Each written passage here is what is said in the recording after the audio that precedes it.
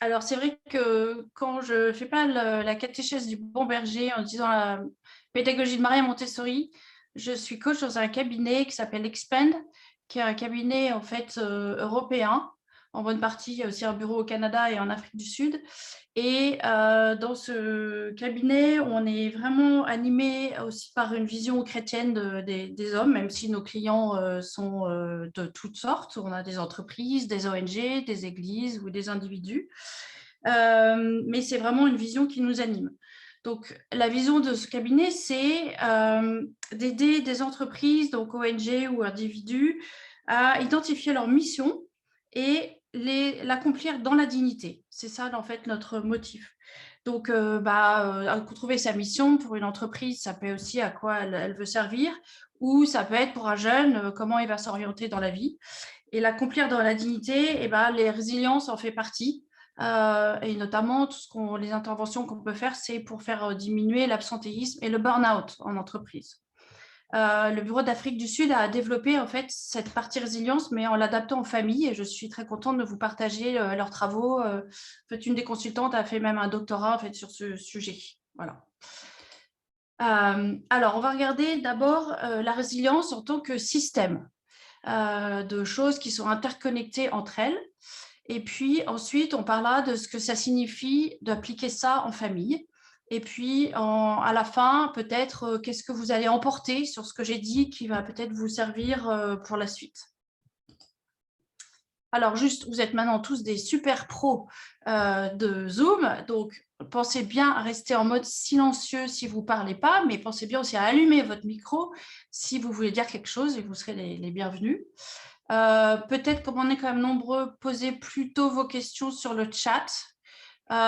Et si sur certains aspects de la résilience dont je vais parler, vous avez des super idées, n'hésitez pas à les partager aussi sur là, ou un bouquin, ou une idée. Et puis surtout, détendez-vous et profitez de ce bon moment. Voilà. Alors, juste pour info, petit sondage, qu'est-ce qui fait que vous avez eu envie de vous inscrire à ce webinaire? Alors, on a mis des questions, vous pouvez répondre à plusieurs questions, enfin plusieurs des réponses possibles. Soit est-ce que votre famille vit des moments difficiles en ce moment? C'est anonymé, hein, je vous précise. Ce sujet m'intéresse, comme ça, je suis juste curieuse. Ou mon travail est avec des familles, ou j'aimerais pouvoir aider des familles qui peut-être en auraient besoin. Voilà, donc on vous laisse répondre. On voit ça s'affiche, je crois. On va laisser 1 minute et puis c'est bon.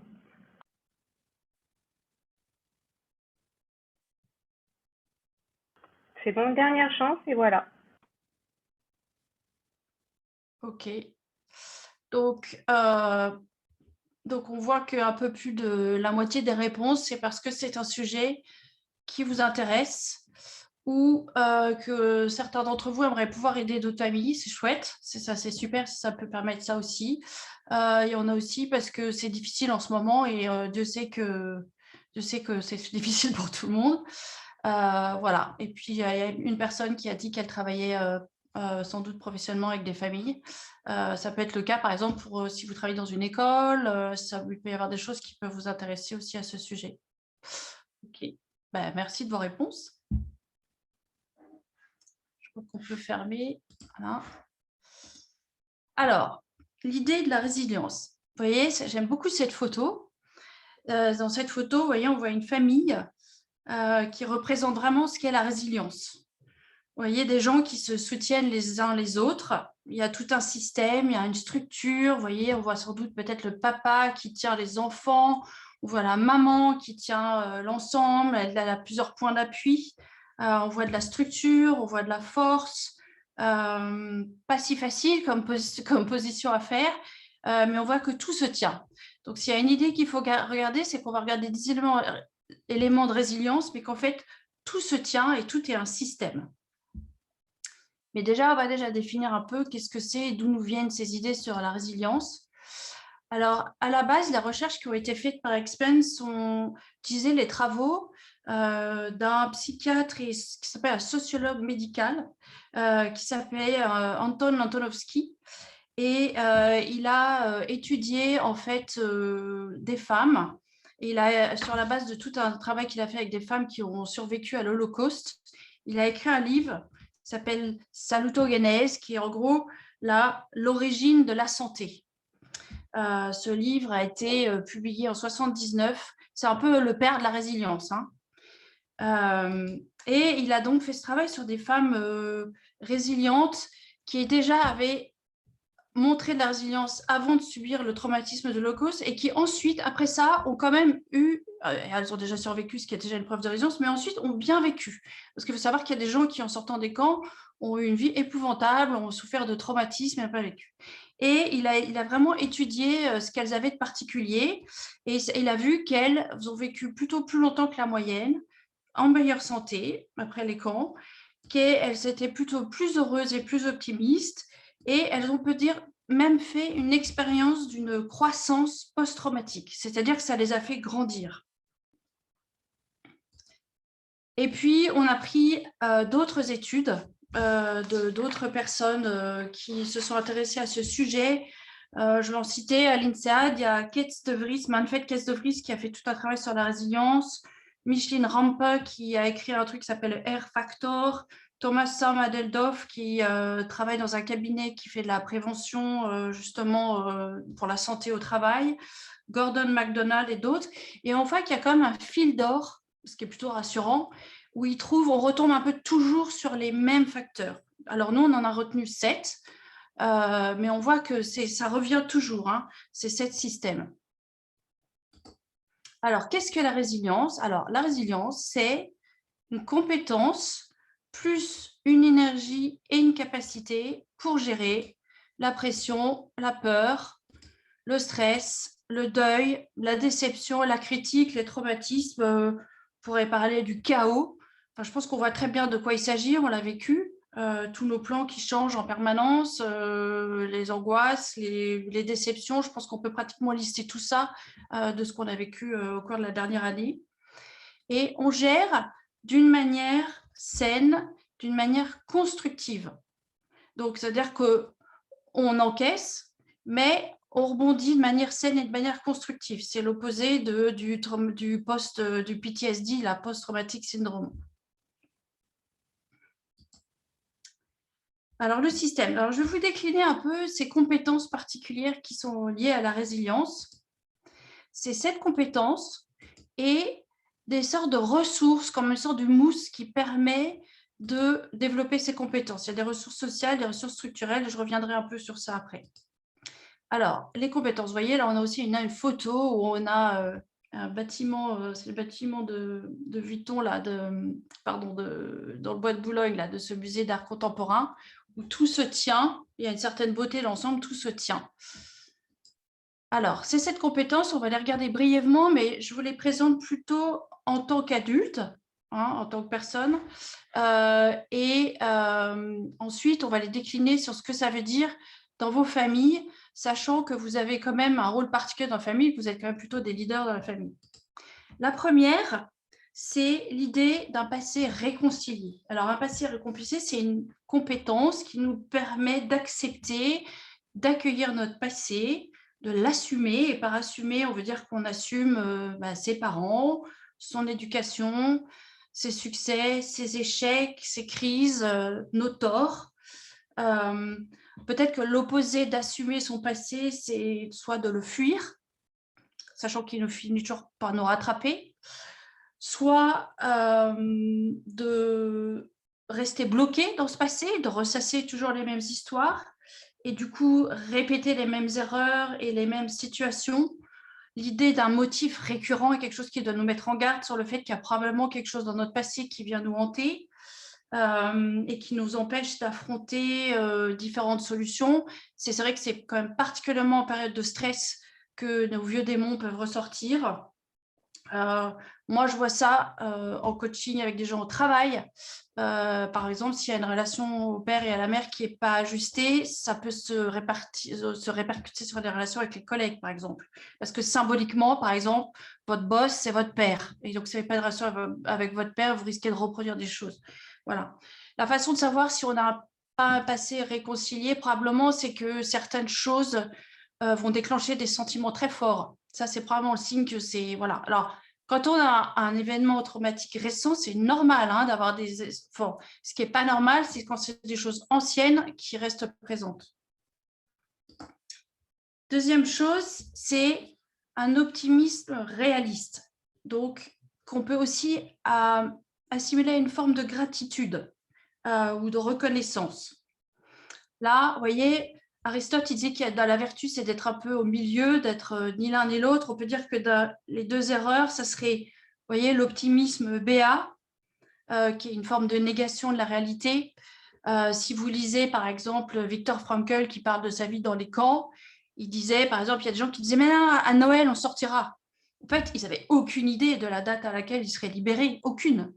Et donc, quand Noël arrivait, en fait, ils chopaient le typhus. Et puis, ceux qui mouraient, c'est ceux qui pensaient qu'ils seraient libérés à Noël et ils se laissaient mourir. Donc, ça, c'est l'optimisme béat qui n'est pas du tout ancré dans la réalité. Et puis, à l'autre opposé, on pourrait dire que c'est le cynique ou le râleur perpétuel ou l'angoissé perpétuel. Donc, c'est l'optimisme réaliste, c'est donc une compétence qui vit dans une espérance. Pour les chrétiens, elle s'ancre aussi dans quelque chose de spirituel, mais une espérance qui est aussi ancrée dans le réel, qui vit une confiance qui est souvent un peu contagieuse vis-à-vis des autres et qui a sans doute mis en place des rituels de gratitude, même dans les toutes petites choses. Je reviens à Frankl. Quand Frankl est arrivé, il a vu que les gardiens n'avaient pas l'air trop maigres et il s'est dit « Bon, on mange peut-être pas trop mal. » Ça paraît minuscule, mais en fait, c'est comme ça qu'ils survivaient, quoi. Troisième compétence, c'est la capacité à résoudre les problèmes.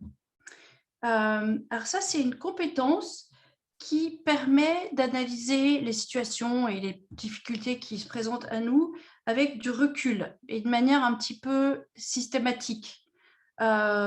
Élaborer des scénarios, se fixer des objectifs. J'ai une de mes collègues en fait qui disait qu'elle avait un médecin qui avait fait un tour, je ne sais plus dans quel monastère, et elle trouvait que ces gens étaient incroyables et il leur avait demandé qu'est-ce que c'est en fait votre secret pour être aussi zen et avoir toute cette capacité. Et il disait je vois la vie juste comme une série de problèmes à résoudre. C'est vrai que quand il nous arrive un problème, on peut dire c'est l'horreur, c'est la catastrophe, j'en peux plus, ou on peut aussi se dire voilà, j'ai un problème, comment je vais le résoudre? Moi, j'ai vécu des moments très difficiles avec un enfant malade et ce qui m'a aidée, c'est de me dire voilà, j'ai un problème, je ne sais pas ce que c'est que cette maladie. Moi, dans mon boulot précédent, je faisais un truc qui s'appelle les due diligence, où je regardais les problèmes dans les entreprises et je le faisais de manière systématique. Et en fait, si je ne trouve pas de médecin qui va le faire, moi, je vais le faire. Et j'ai fait une feuille Excel et je me suis dit voilà. Et ça m'a beaucoup aidée parce que je me suis sentie quand même plus en contrôle de ce qui nous arrivait. Capacité à résoudre des problèmes, ça dépend aussi de notre capacité à nous concentrer profondément. Et ça, c'est un vrai sujet en ce moment parce qu'on a des emails tout le temps, des messages. Il y a beaucoup de gens qui se plaignent que leur capacité à résoudre des problèmes est atteinte par ça. Donc, il y a aussi des choses à mettre en place sur une capacité à nous réserver des tranches de réflexion profonde pour pouvoir vraiment aborder les problèmes avec un esprit libre. Quatrième compétence, c'est l'utilisation des talents. Alors là, moi, je pars du principe fondamental, qui est un principe aussi biblique, c'est de dire qu'on naît avec des talents. Ce sont des talents naturels qui sont là, en fait, pratiquement dès notre naissance, et que quand on utilise ces talents, ça produit en nous une motivation vraiment intrinsèque, par opposition à la motivation extrinsèque, qui est genre la carotte et le bâton, quoi. Et à partir du moment où on les développe et qu'on les met au service de notre famille, de nos entreprises, de nos associations, de nos églises, alors ça nous procure une sorte de confiance en nous, une paix, en fait, qui est vraiment incomparable. Et en fait, être à contre-emploi dans ce qu'on fait dans notre vie, c'est le plus sûr moyen de se retrouver en burn-out. Ça ne veut pas dire qu'on fait que des trucs qui nous amusent, mais il faut un minimum de temps consacré à nos talents. Donc, les connaître et les utiliser tous les jours, ça, c'est vraiment un élément de résilience très important.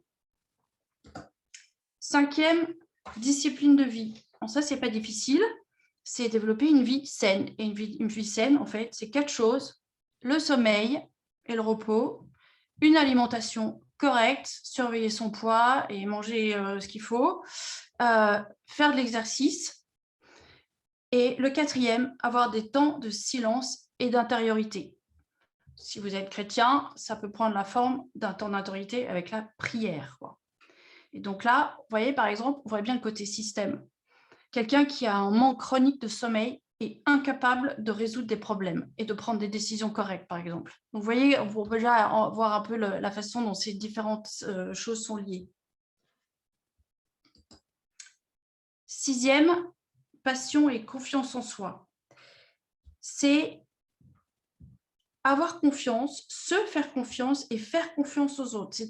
C'est développer cette force intérieure qu'on a, quelque chose à accomplir dans cette vie, qu'on sait pourquoi on le fait et qu'on a un pourquoi. C'est que, en fait, nous sommes là et que nous avons quelque chose à accomplir sur cette terre et qu'on a vraiment, ce que les Anglais, on a toujours du mal à traduire en français, un purpose, quoi. Et ça, c'est vraiment très puissant. L'affreux Nietzsche disait quand même quelque chose de très vrai, c'est que quelqu'un qui a un but dans la vie, qui sait son pourquoi, il peut pratiquement affronter tout. Donc, c'est vraiment important de développer un peu qu'est-ce que c'est que j'ai envie d'accomplir dans ma vie. Et ça aussi, moi, en tant que chrétienne, je considère qu'on a quelque chose et que c'est à nous de découvrir. C'est un vrai travail de le découvrir, mais que ça vaut le coup. Dernier élément, c'est les relations saines. Dans la Bible, il y a écrit « Tu aimeras ton prochain comme toi-même ». Alors déjà, il y a comme toi-même.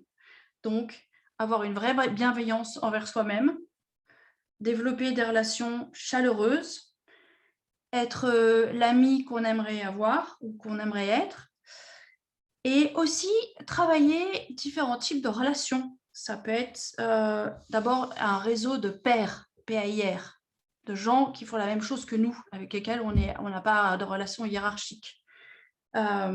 Mais aussi avoir des relations de mentor et de mentee avec les uns et les autres, pour donner et pour recevoir, et puis des gens un peu qui vous poussent à vous faire aller un petit peu plus loin. Donc ça, on peut faire des travaux parfois avec des clients, de se dire qu'est-ce que c'est ma tribu autour de moi, qui sont les gens autour de moi qui m'entourent et qui vont donc m'apporter différentes choses. Donc voilà, ça c'est les 7 compétences.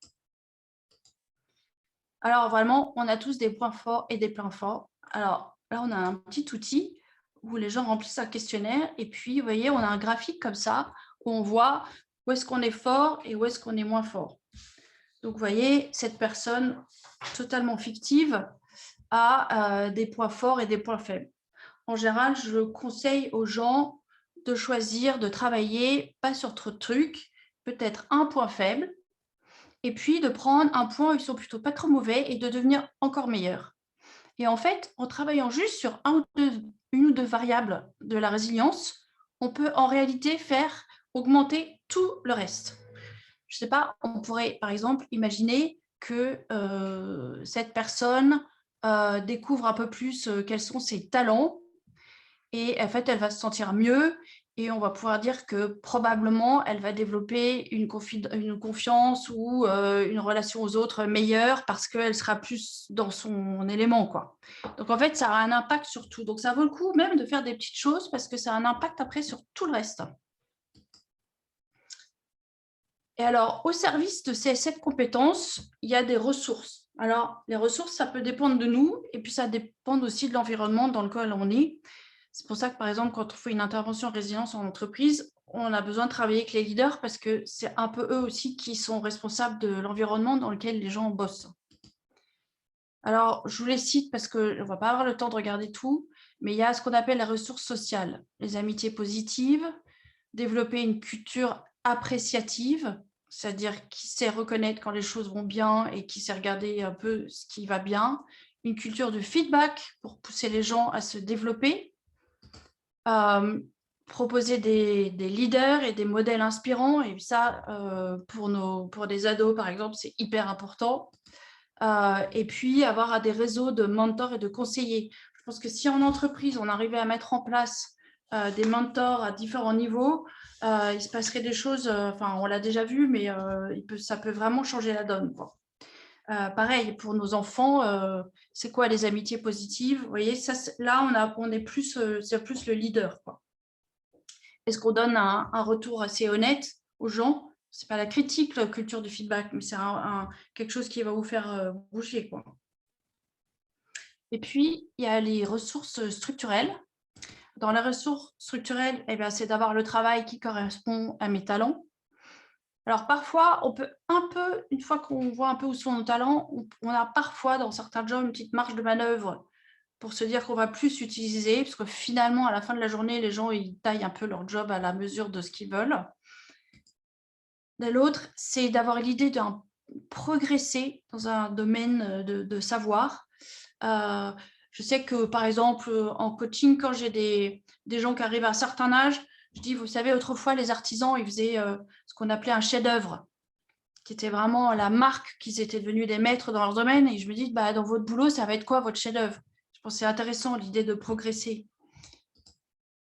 Il y a aussi l'idée de donner un sens à sa vie. Et c'est bien quand c'est aligné avec son travail, sinon ça peut poser de graves difficultés. Donc, voir ça. Le stress positif et stimulant. Petite question dans le chat box. Ça ressemble à quoi quelqu'un qui vit sans stress à la plage avec son mojito? C'est quoi une vie qui est sans tension, sans stress dans sa vie? Le fait d'être assis sur une chaise à m'écouter, vous avez un certain niveau de stress. Moi, j'ai un certain niveau de stress en étant, mais c'est ça qui me fait bouger, quoi. Donc, en fait, il y a quand même un élément de stress qui est vraiment important. Sinon, l'opposé du stress, c'est quand même un peu la mort aussi. C'est pas quelqu'un qui disait que c'est la souffrance qui fait quand on souffre, Et dernier élément, c'est une situation financière saine. Moi, j'ai quand même un souvenir au moment de la crise de 2008 d'avoir découvert qu'il y avait des familles autour de moi qui vivaient très confortablement, mais qui en fait étaient sous stress financier et que de l'instant il y avait un retournement de situation, ils se retrouvaient dans une situation abominable, à devoir vendre leur maison en urgence, à enlever les enfants de leur... Enfin, c'était juste... Donc voilà, l'idée, c'est de gagner autant d'argent que possible raisonnablement, économiser autant que possible raisonnablement et donner autant que possible, toujours dans les limites du raisonnable. Mais il y a quelque chose de vraiment important. Pour la paix en famille, c'est vraiment un élément clé. Donc voilà, donc en fait, parfois je fais cet exercice, mais de prendre juste 2 des 7 compétences et parler ou d'une ressource et de dire qu'est-ce que l'une a à voir avec l'autre. Et en fait, vous pouvez imaginer, si on prend par exemple le passé réconcilié, que sans passé réconcilié, ça va être difficile, par exemple, d'avoir des relations saines avec les autres. Vous pouvez imaginer qu'en améliorant un élément, en fait, tout est connecté.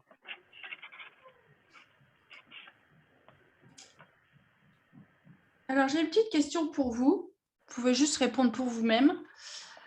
Si on évaluait vous auto-évaluez votre résilience actuelle ou le système actuel de résilience, si vous prenez une feuille de papier, voyez, avec une barre entre 1 et 10, où est-ce que vous vous citeriez aujourd'hui entre 1 et 10? Vous n'êtes pas obligé de mettre dans le chat box, juste pour vous-même.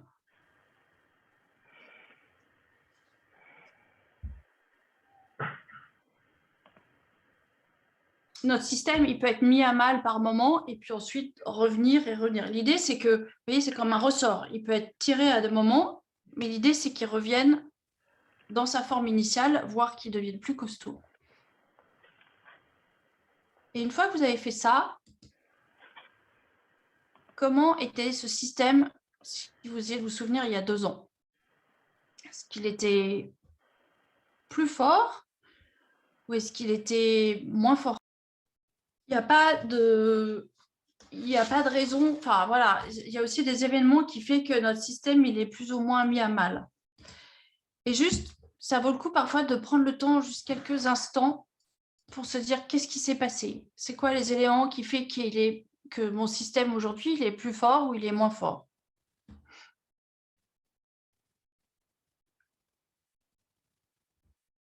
Donc, vous pouvez, si vous avez de quoi écrire, noter peut-être 2-3 idées sur ce que vous avez identifié. L'idée, c'est d'avoir la bienveillance aussi pour soi-même, hein.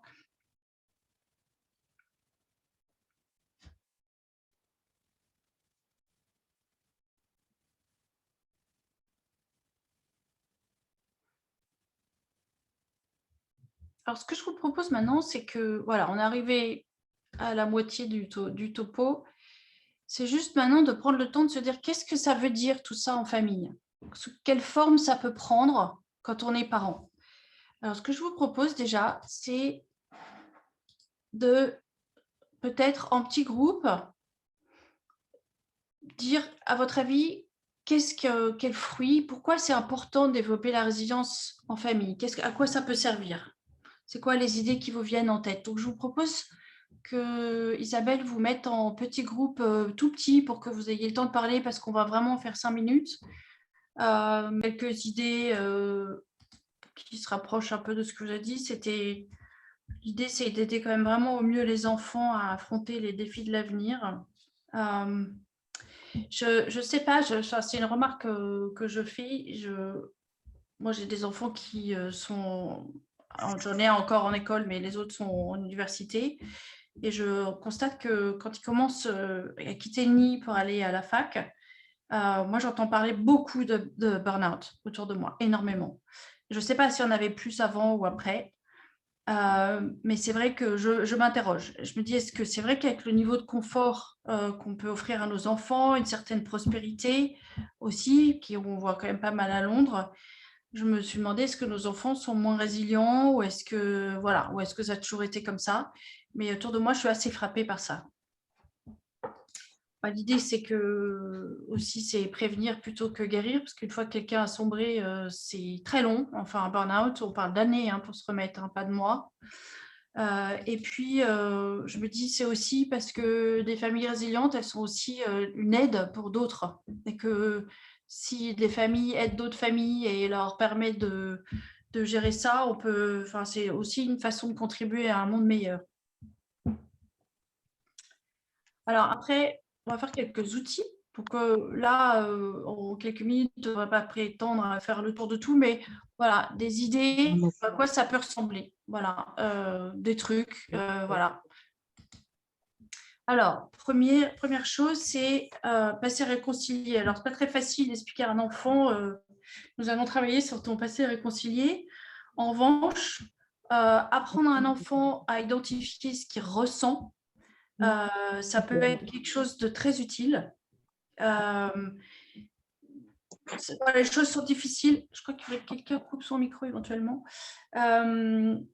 C'est un outil fort pour être capable justement d'identifier ses sentiments et donc de savoir qu'il y a quelque chose à affronter. Donc voilà, objectif, je ressens. Alors, une idée, c'est construire une culture dans la famille de la relecture de vie. C'est, par exemple, avoir des temps en famille, identifier une fois par semaine ce qui vous arrange, où on peut relire, ou ça peut être individuel, ou ça peut être tous en famille. Qu'est-ce qui s'est passé de bien et de moins bien cette semaine? Qu'est-ce qu'on peut en tirer comme leçon? Qu'est-ce qu'on a appris? Oui, j'ai été blessée, j'ai été en colère, j'ai été fatiguée, voilà. Être capable d'inscrire dans sa vie cette capacité à relire ce qui s'est passé, c'est vraiment une bonne étape pour un enfant, lui donner des outils et du vocabulaire, en fait, pour identifier ce qu'il vit et ses émotions. L'optimisme réaliste. Alors là, l'objectif, c'est qu'un enfant puisse se dire « j'espère ». L'idée, c'est aussi de contribuer à une culture de la gratitude. Voilà, si en famille, on râle tout le temps et tout est nul, etc., ça, c'est des choses, les enfants, en fait, sont des éponges. Ils absorbent leur environnement. Et donc, voilà. Alors, petite idée proposée par notre collègue, moi, je n'ai pas fait ça, mais c'était un bocal de la gratitude, comme vous imaginez, une sorte de bocal à bonbons. Et puis, le défi, c'est que le bocal se remplisse chaque jour de petits mots de gratitude. Et puis, en fin de semaine, on peut les relire pour se dire qu'il y a quand même beaucoup de sujets de gratitude dans nos vies. ça peut être aussi un mot chaque semaine, à relire chaque mois en fonction de la périodicité que vous vouliez, quoi. Alors, petit challenge, puisque je ne vous vois pas, est-ce que vous pouvez écrire maintenant un motif de gratitude que vous avez pour aujourd'hui? Je vous laisse quelques minutes pour identifier un sujet de gratitude pour vous aujourd'hui.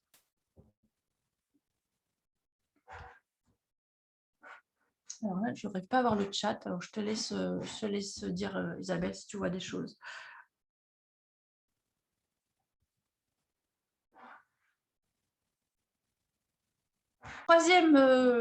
Troisième compétence, capacité. Comment est-ce qu'on peut aider nos enfants à développer leur capacité à résoudre des problèmes? En d'autres termes, pour eux, c'est « je peux ». Alors, ça marche aussi pour les adultes, mais moi, je vous conseille fortement, et moi, je suis une grosse avocate de ça, c'est la culture du jeu de société à pratiquer en famille. Donc voilà, c'est un but, mais quelque chose d'intelligent. Donc, les jeux de société, quand vous pouvez, 1 fois par semaine, 2 fois par mois ou pendant les vacances, mais ce qui est important, c'est que ça soit régulier, qu'il y ait un rythme et que, voilà, les jeux de société, il n'y a rien de tel que de mettre un enfant devant la capacité à perdre, à gagner, à respecter des règles, à réfléchir comment il peut y arriver. Pour les adultes, par exemple, Paul Danders, qui est le fondateur d'Expand, il conseille beaucoup aux gens de jouer aux échecs, en fait. Et si vous voyez la vie comme une partie d'échecs, parfois, ça peut vous aider à prendre du recul et à utiliser vos compétences analytiques pour dire, voilà, je peux y arriver. Donc voilà, il y a des jeux de société. En plus, il y a une nouvelle mode des jeux de société. Il y a des trucs vraiment super. Donc ça, c'est une bonne chose à faire et c'est très sympa en famille à faire. Et c'est une bonne façon de leur apprendre à résoudre des problèmes. Utiliser ses talents. Alors là, l'idée, c'est, voilà, j'ai ce qu'il me faut pour gérer ma vie. Je suis suffisant. Beaucoup de gens qui sortent en disant, moi, j'ai l'impression que je ne suis jamais assez bien. Alors là, l'idée, c'est de développer en famille une culture de la persévérance. Voilà. C'est vrai que les talents, s'il y a quelque chose de naturel dans le talent, mais en fait, on n'en fait rien. C'est comme un diamant brut, ça ressemble à un pauvre caillou tant qu'il n'est pas taillé et qu'il n'y a pas un travail derrière. Donc, l'idée, c'est de faire comprendre aux enfants qu'en fait, si on persévère, ça paye. Et donc, il faut remarquer avec eux chaque fois que ça a marché. Donc, déjà, apprendre à un enfant à ne pas abandonner. Un enfant, par exemple, qui commence une activité, il doit finir l'année. Il persévère. Ouais, ce n'est pas parce que le prof de foot n'est pas sympa et qu'il s'est fait mal qu'il faut… Voilà. Et puis, peut-être observer avec lui que la maîtrise d'une compétence, c'est un travail soutenu et de la persévérance. Par exemple, si je vous dis d'écrire votre nom, voilà, vous écrivez votre nom. Je ne sais pas si ceux qui ont un papier, vous pouvez le faire. Écrivez votre nom là sur un bout de papier, maintenant. Et puis après, je vais vous dire, maintenant, écrivez votre nom, mais changez de main. Alors, ça va être un peu gauche, ça va être long, ça va être PMI et pas marrant. Donc, vous voyez, au départ, vous avez sans doute droitier, gaucher. Ça, c'était un truc naturel qui est venu. Et puis, vous avez beaucoup travaillé votre écriture. Et puis, maintenant, vous écrivez vite et bien. Donc, il y a les deux. Il y avait une disposition au départ, mais il y a eu toutes les lignes d'écriture que vous avez faites depuis que vous êtes petit qui fait que maintenant, vous écrivez rapidement, parfois même avec un certain plaisir. Donc, n'hésitez pas à remarquer avec eux. Par exemple, au début, tu tombais tout le temps en vélo et tu t'es beaucoup entraîné et maintenant, tu y arrives. Vous pouvez garder ça précieusement en tête pour le jour où il a envie de tout laisser tomber. Mais tu vois, je ne sais pas quoi, un truc en classe qui est difficile, c'est comme le vélo. Au début, tu tombes tout le temps, mais si tu continues à essayer, tu vas y arriver. Il y a aussi l'idée, ça en France, on n'est pas aidé avec ça, mais qu'il y a une différence entre une erreur et une faute. D'accord ? Malheureusement, on appelle des erreurs d'orthographe des fautes d'orthographe. Mais en fait, apprendre peut-être avec ce qu'on a dit au début de la relecture de vie, qu'on peut apprendre de ses erreurs. Et ben, tu t'es trompé, tu as une sale note, mais maintenant, tu vas t'en souvenir. Ce n'est pas la fin du monde. Et c'est vraiment un problème, je dirais, dans notre culture française où tout de suite, c'est la panique. Voilà, une erreur, ça permet d'apprendre. Et c'est bien, en fait, d'observer avec eux.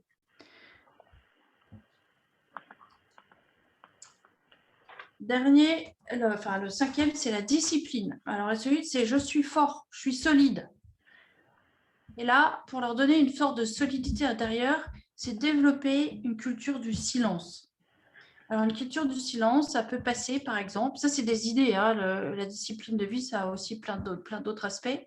Mais par exemple, se dire, est-ce que le soir, avant le coucher, il y a un vrai temps de déconnexion? Vous voyez, un peu, que, moi je ne sais pas si vous avez fait des retraites dans des monastères, mais on voit qu'au-delà d'une certaine heure, en fait, il y a une sorte de vague de silence qui se déploie dans le monastère.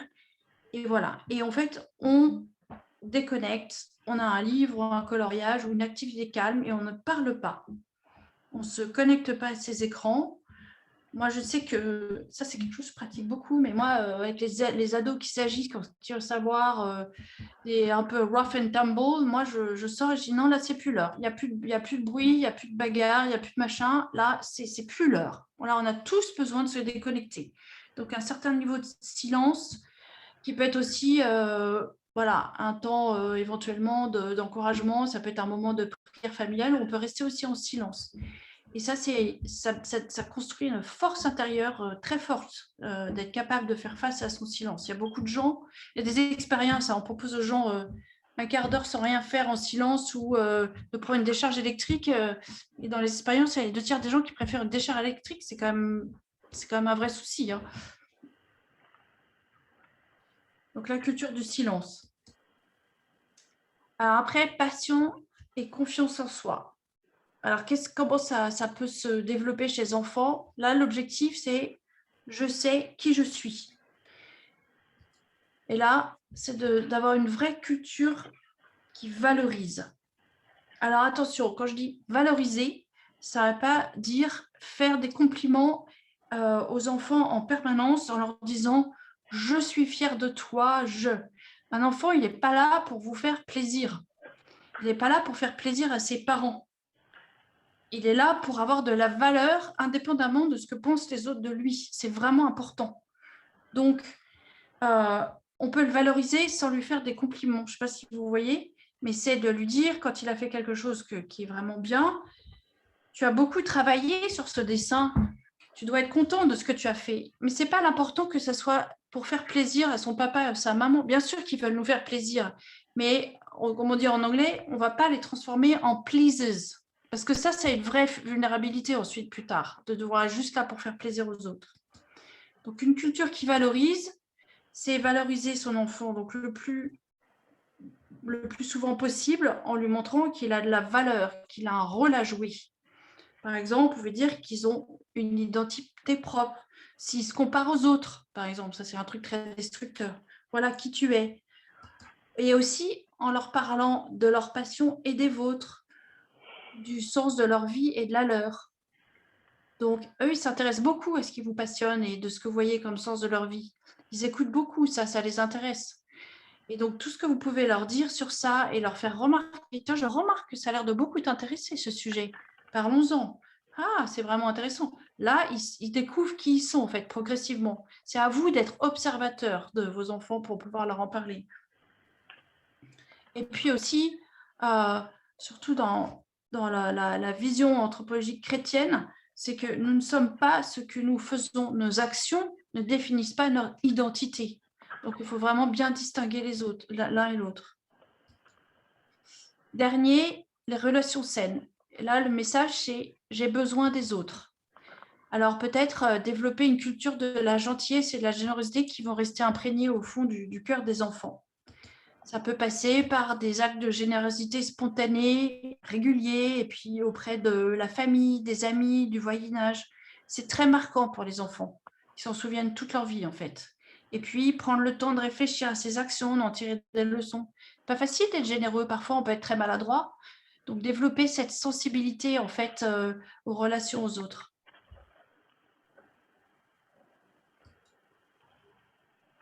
Est-ce qu'il y a des questions parce qu'on va arriver à la fin?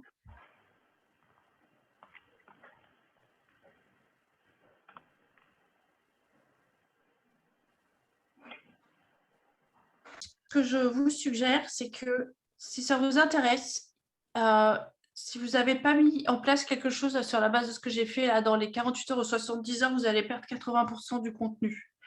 Donc peut-être se dire quelles sont les 2 compétences que j'ai envie de faire grandir en famille et puis tout de suite essayer de faire quelque chose. Donc, je vous encourage, par exemple, à écrire là tout de suite, pendant que c'est frais dans votre tête, 2 choses que vous avez envie de faire et mettre en place en famille. Sinon, vous ne le ferez jamais. Et pour le mettre en place, je vous encourage aussi à co-construire ça avec la famille et les enfants. Parce que sinon, ils vont se dire, mais qu'est-ce qui... Enfin, moi, je vois, spécialement les ados, c'est un peu des détecteurs. Ils disent, mais qu'est-ce qui lui prend là? Ah oui, d'accord, tu as fait ta formation résilience. Ah oui, d'accord, ouais. Ils détectent ça. Donc, c'est bien de les co-construire. Voilà. Et de les impliquer. L'autre chose, c'est, si c'est un sujet qui vous intéresse, c'est d'investir un peu de temps dans la résilience. Je pourrais vous indiquer un lien si ça vous intéresse de lire le livre de Paul Donder sur la résilience. Alors là, il parle plus à des adultes. Ou alors de faire, vous avez vu le petit test avec les résultats là, ça peut se faire en ligne. Ça appartient à Expand, donc c'est payant, je ne peux pas vous le donner. Sinon, on l'a sous format papier, si vous voulez travailler. Hop, voilà. Le scan résilience, vous pouvez le faire avec les questions. Puis après, il y a des idées pour travailler aussi. Ça peut être une idée si ça vous intéresse. Donc, approfondir cette formation. Et si vous travaillez en tant que prof ou avec des familles, vous pouvez même vous former à la résilience et devenir formateur résilience. Le Bureau d'Afrique du Sud, ils sont très bons pour ça et ils font des certificats à la résilience pour les gens qui veulent travailler ça en famille. Donc voilà des idées si c'est un sujet qui vous intéresse. Et puis avant de se quitter, parce qu'il va être l'heure, merci de votre attention déjà. Et puis peut-être aussi pour continuer à ancrer ce qu'on a vu ensemble, en quelques secondes, peut-être écrire dans le chat box juste un mot avec lequel vous repartez. Juste un mot, voilà, que vous avez envie de repartir, avec lequel vous avez envie de repartir ce soir.